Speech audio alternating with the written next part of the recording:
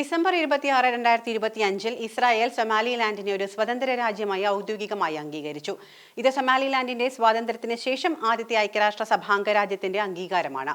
ഇത് വലിയ ആഘോഷങ്ങൾക്ക് കാരണമായിട്ടുണ്ട്. ഇസ്രായേലും സൊമാലിലാൻഡും തമ്മിൽ പരസ്പര ധാരണാപത്രം ഒപ്പുവെച്ചു. ഇത് വലിയ പ്രാദേശിക സമാധാനത്തിന് വഴിയൊരുക്കും. എല്ലാവരും മാറ്റി നിർത്തിയപ്പോൾ അവരെ ഇസ്രായേൽ അംഗീകരിച്ചിരിക്കുകയാണ്. ഇതോടെ നാടൊട്ടുക്കും ഇസ്രായേൽ പതാകകൾ നന്ദി സൂചകമായി ഉയർത്തിയിട്ടുമുണ്ട്. പട്ടിണി മൂലം ജനം മരിച്ചു വീഴുന്ന പ്രദേശമാണ് ഇവിടം.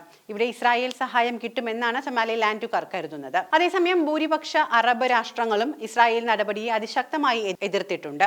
ലോകമെമ്പാടുമുള്ള 21 രാജ്യങ്ങൾ ഇസ്രായേലിന്റെ തീരുമാനത്തിനെതിരെ സംയുക്ത പ്രസ്താവനയും പുറപ്പെടുവിച്ചു.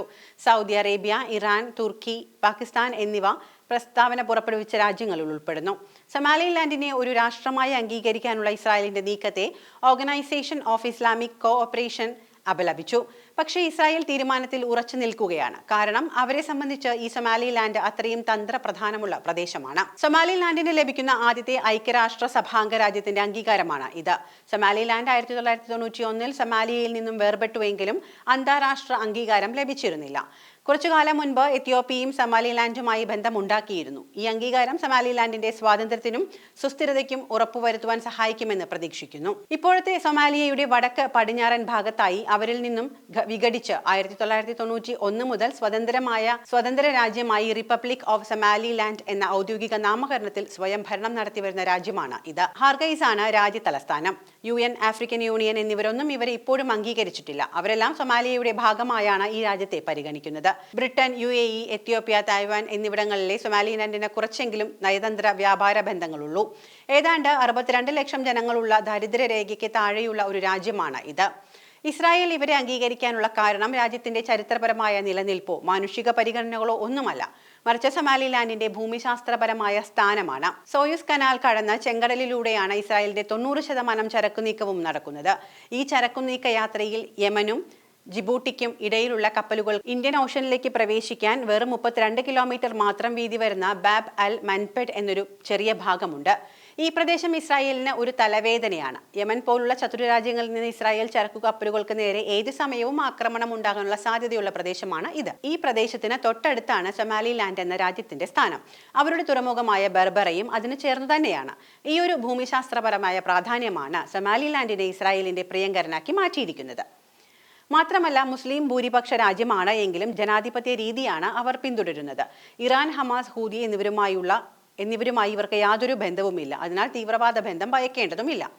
കാലക്രമേണ ഇവരുമായി നയതന്ത്ര ബന്ധം, വ്യാപാര ബന്ധം എന്നിവ ആരംഭിക്കാൻ ഒരുങ്ങുകയാണ് ഇസ്രായേൽ. ബർബറ തുറമുഖവും അനുബന്ധ സൗകര്യങ്ങളും ഭാവിയിൽ സൈനിക അവശ്യ സേവനങ്ങൾക്കും മറ്റും ഉപയോഗിക്കാമെന്ന കണക്കുകൂട്ടലുകളും അണിയറയിൽ നടക്കുന്നുണ്ട്. എന്നാൽ ഇസ്ലാമിക രാഷ്ട്രങ്ങൾ ഒന്നടങ്കം ഇസ്രായേലിനെതിരെ പ്രസ്താവന ഇറക്കിയിരിക്കുകയാണ് ഇപ്പോൾ.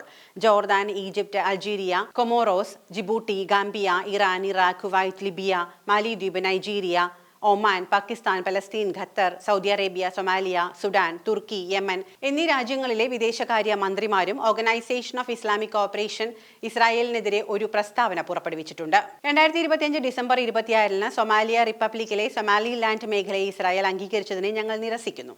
ഇത്തരമൊരു നീക്കം ആഫ്രിക്കയുടെയും ചെങ്കടലിന്റെയും സമാധാനത്തിനും സുരക്ഷയ്ക്കും മാത്രമല്ല, ലോകം മുഴുവനും ഗുരുതരമായ പ്രത്യാഘാതങ്ങൾ ഉണ്ടാക്കുമെന്നാണ് പറഞ്ഞിരിക്കുന്നത്.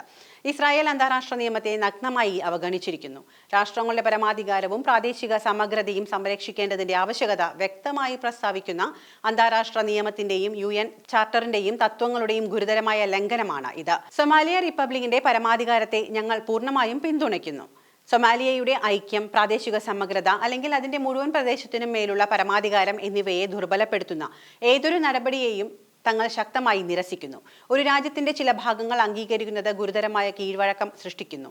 അത് അന്താരാഷ്ട്ര സമാധാനത്തിനും സുരക്ഷയ്ക്കും ഭീഷണിയാകുന്നു. ഇസ്രായേലിന്റെ ഇത്തരം പ്രവർത്തികളും പലസ്തീൻ ജനതയെ അവരുടെ നാട്ടിൽ നിന്ന് ബലപ്രയോഗത്തിലൂടെ പുറത്താക്കാനുള്ള ഏതൊരു ശ്രമവും തമ്മിലുള്ള സാധ്യമായ ഏതൊരു ബന്ധത്തെയും തങ്ങൾ നിരസിക്കുന്നു. ഏതു രൂപത്തിലായാലും തത്വത്തിൽ ഇത് നിരാകരിക്കപ്പെടുന്നു എന്നാണ് ഓർഗനൈസേഷൻ ഓഫ് ഇസ്ലാമിക് കോഓപ്പറേഷൻ പ്രസ്താവനയിൽ പറഞ്ഞിരിക്കുന്നത്.